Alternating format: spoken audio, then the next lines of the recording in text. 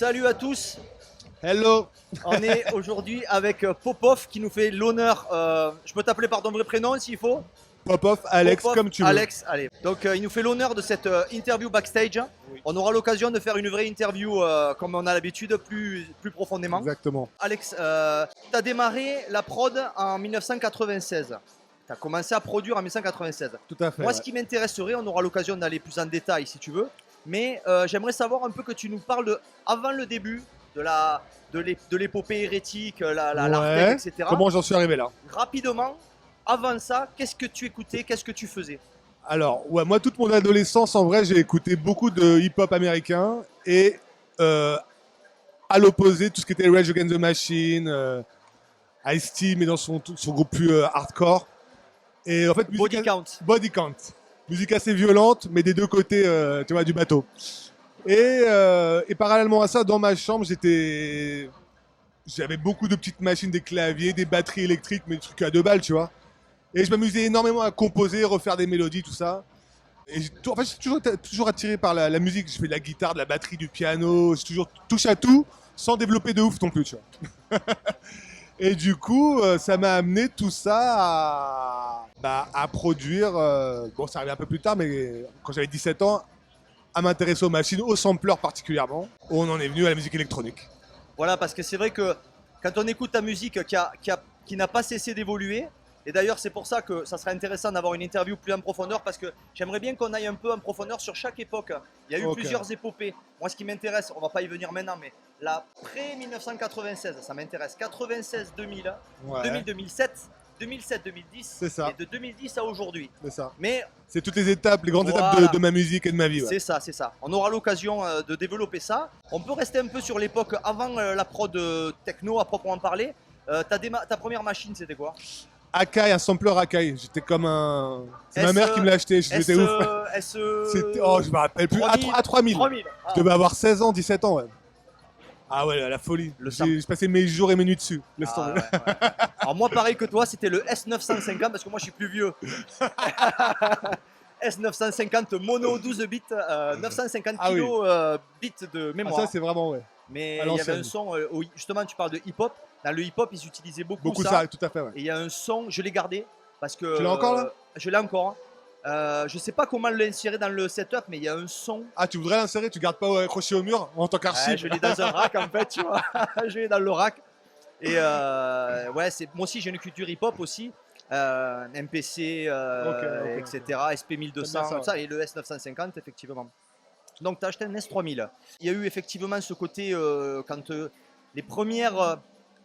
Il y a eu les premières rave parties, mais ce qui est intéressant, c'est que si on a ta discographie, tu as démarré à faire du son avec du son. Alors, s'il faut donner des étiquettes, du son Artec, tribe, hardcore, Ouais, on peut voilà. appeler ça comme on Assez veut. rapide. Voilà, c'est rapide, mais qui finalement était le son des années un petit peu plus tard, de la fin des années 90, je trouve. Donc, quand tu allais en rave party, c'était quel son que tu entendais? Parce qu'il n'y avait pas des free parties tout Alors, de suite. moi, j'ai commencé avec toutes les ce qui était Tough Goa Trans, tu vois. D'accord. Trans Goa, tout ça. J'ai eu quelques années, enfin, pas 1-2 ans.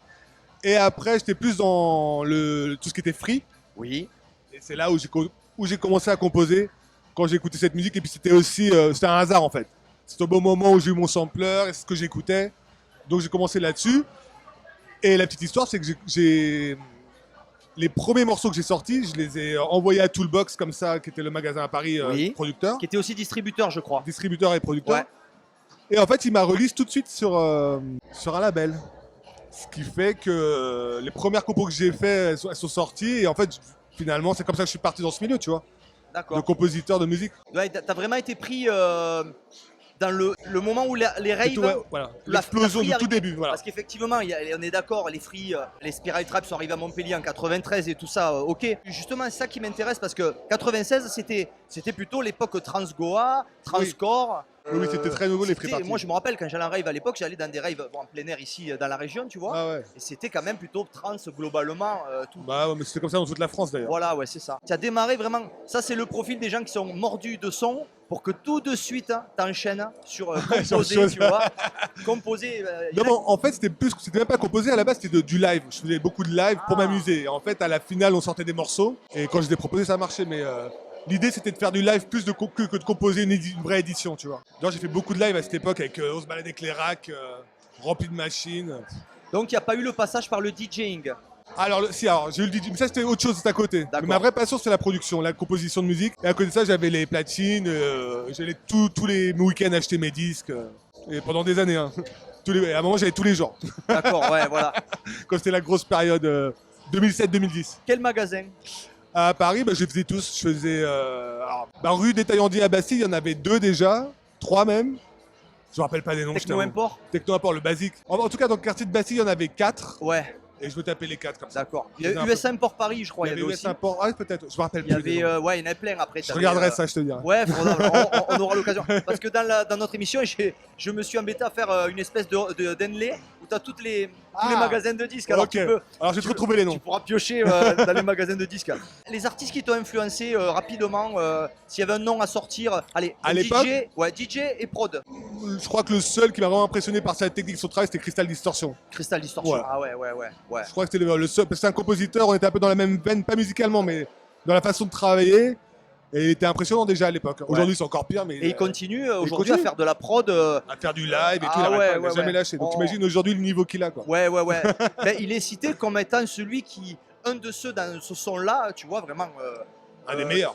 Avec un son vraiment le plus abouti, quoi. Tu vois, avec abouti complètement. Autres, comme Umwelt ou d'autres, tu vois, mais vraiment. Complètement. Ouais. Aussi bien dans ses compos de vinyle, tout ça, que dans ses lives, quoi. Les deux côtés sont. Ouais, c'est vrai. Et après, je sais pas, un autre artiste, peut-être plutôt virtuel des. Un que j'ai bien aimé, Woody McBride, j'adore. J'ai tous ses vinyles. Il y a Brighton aussi, qui était un truc sur un label drop bass que j'adore aussi. Ah ouais, d'accord, ok. Bon, on le dira à Woody. On le dira. Ah ben oui, parce qu'on est amis. Et oui, parce qu'on sort, quand tu m'as dit ça, j'étais wow. On ressort le Basketball Heroes. Ah, j'aurais kiffé le remixer celui-là, tu vois. Ah ouais, putain, mais si on avait su, tu vois. Ah merde. C'est Jacino Rex qui a fait le truc. Mais ça va être très bon, je pense. Bon, mais peut-être pour un prochain projet. J'ai la petite question, je l'appelle la question de Lauriane avant. S'il te faut retourner dans un lieu ou dans une époque que tu n'as pas forcément vécu. Ça peut être pour voir qui a construit les pyramides ou je sais pas. Alors moi ce sera toujours basé sur la musique. Ouais. Et toute la période, tout ce qui était soul, funk, Marvin Gaye, tout ça j'adore de ouf. Et c'est une période que j'aurais aimé vivre pour voir des concerts de ces artistes-là que je peux plus voir aujourd'hui. Et vraiment ça m'aurait plu. Donc, pour moi aujourd'hui la techno en vrai c'est vraiment pour la soirée et faire la teuf. À côté de ça il y a énormément de musique que j'écoute. On revient donc sur la question. J'ai une petite question. C'est un peu la question. Dis-moi. À part de la musique électronique, tu m'as déjà répondu, mais à part chez toi, alors tu écoutes de la soul, c'est marrant parce que tu es un des rares. Il y avait Jérôme Pacman aussi qui écoutait de la soul, moi aussi. Qu'est-ce que tu écoutes à part de la techno chez toi? Donc justement, j'ai énormément j'ai une collection de vinyles de soul, funk, jazz. Parce que j'ai une période où j'étais vraiment avec des amis, on écoutait beaucoup ça. Et pareil, on faisait comme avec la techno chez les disquaires. On a acheté tout ce qui était soul et funk. Génial. Et on s'est fait des super collections que je suis très content de les avoir aujourd'hui. Et le pont entre la soul et le hip-hop, pour ceux qui ont connu les années 90, c'est que c'était des samples, c'était plus de la Terre 808 comme aujourd'hui. Complètement. Donc, il te fallait une certaine culture soul pour te dire putain, ça vient de là. Il fallait écouter de la musique. Cypress Hill, il a pris ça de là, lui il a pris ça de là, et du coup. C'est ça. Des fois, tu le découvres après. Oh, ce sample. C'est ça. Et encore aujourd'hui, tu découvres des trucs, tu dis ah putain, c'est ça. Mais là, c'est plus flagrant, là, il le cache même plus, tu vois. Ouais, tout à fait. Au niveau de tes actus, t'as des trucs là parce que oui, t'as sorti. Il y a eu un moment un peu comme tous les artistes. On a des vies, tout le monde a des vies. Je suppose que c'est pour des raisons personnelles. Oui, mais tu vois, grâce avec le Covid, ça m'a permis de me retrouver dans mon studio, chose que je n'avais pas fait depuis longtemps à cause de toutes ces dates. Et en vrai, ça m'a permis d'avancer sur les morceaux. J'ai dû faire une quinzaine de morceaux, tu vois. Ah ouais. Bon, je les ai pas sortis, mais au moins ils sont là, ils sont pas finis. Tu vois, j'ai des idées. Et puis l'histoire avec Mathieu, c'est bien entendu. On a fait une collab. Enfin, tout est assez positif dans l'énergie depuis que ça a repris. Et je suis assez content en vrai. Serenity, c'est un sacré EP déjà, ce qui est sorti en 2022.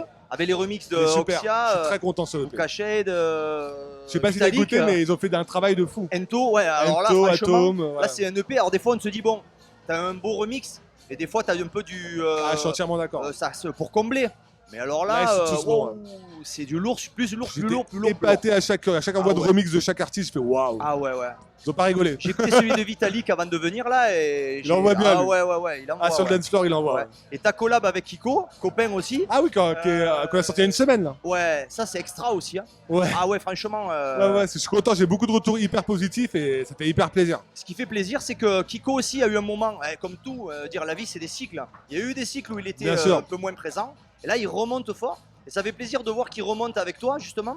Et, Et puis il a plein de projets avec plein d'artistes français. Je sais pas si tu suis un peu, il a eu Étienne de Crécy. Bien sûr, bien sûr. Mais ça c'est a l'air ça qui est sympa, il y a génial. un projet assez sympa. Là. Attends, moi c'est ça que j'aime, si tu veux, c'est diversifier, Ouais. s'ouvrir, Mais bien ne sûr. pas rester sur un truc. Bah, Tu c'est comme vois, ça qu'on Quand avance. je vois que Kiko il est avec Michel The Hacker en studio, je suis trop content. Ah oui. Avec toi, avec ouais. Étienne de Crécy, c'est génial. Ouais, c'est cool. Moi aussi, je Parce que trouve ça tu vois, super. Qui refasse un peu de French Touch, un peu d'électro, un peu, qui envoie un peu de techno, mais c'est génial, tu vois. Ouais, complètement. Donc là, Là, je suis hyper motivé. Là, t'es chaud. Ah ouais, plein de projets qui arrivent, je suis trop content. Ouais, c'est super. T'as un coup de cœur du moment là, un morceau un artiste t'aimerais, je sais pas, quelqu'un qui te. Bah, je vais pas dire Mathieu parce que. Et pourquoi pas Bah, en vrai, c'est lui mon vrai coup de cœur de cette année, hein, c'est sûr et Space certain. 92, interview, Ouais, ça- là où je vais mettre mon doigt. Non, vraiment, Mathieu, en plus, humainement parlant, ça. Ouais, extra. Extra. Ouais. Extra. C'est vrai qu'on a pareil, même condition et on a vachement sympathisé. Puis du coup, c'est génial. Ouais. Bah, au moins que ça soit une passion, c'est un business, c'est sûr. Ah non, mais c'est une passion avant Mais tout. la passion, sinon, ce serait tellement. C'est ok. ça. Écoute, je vais. On va garder un peu là, les choses. Je sens que ça va être. Ça va être sympa. Elle va être sympa, je la sens très très bien. Je te laisse le mot de la fin. Si tu as un petit truc à rajouter, quelque chose que tu aimerais dire. Bah, juste un grand merci à tous les gens qui me supportent depuis des années. C'était un grand plaisir de vous avoir à mes côtés. Et Merci ce qui est beaucoup. important, et je parle pour les gens en général, ce qui est important, c'est que les gens comprennent qu'il y a des cycles là, et qu'on ne Oui. s'en va pas, on s'écarte un peu et on revient, et des C'est fois ça. encore plus fort. C'est ça. C'est ça qui est. Ce que je vais essayer de faire. Popov, Merci. merci à Avec toi plaisir. et à la prochaine.